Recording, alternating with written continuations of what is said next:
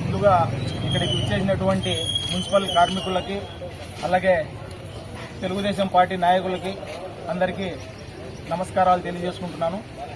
ఈరోజు 78వ స్వాతంత్ర దినోత్సవం జరుపుకుంటున్నందుకు చాలా సంతోషంగా ఉంది.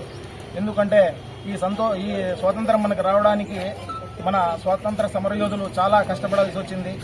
మనకు ముందు బ్రిటిష్ వాళ్ళు మన దేశానికి వలస వచ్చి వ్యాపారం నిమిత్తం వలస వచ్చి ఇక్కడ వ్యాపారాలు చేసుకుంటామని చెప్పేసి మనల్ని బానిసలుగా చేసుకుని మనల్ని తొక్కేసి మన నుంచి వాళ్ళు మనల్ని అష్ట కష్టాలు పెట్టి చాలా ఇబ్బందులకు గురి చేసి మనల్ని ఇది చేయడం జరిగింది.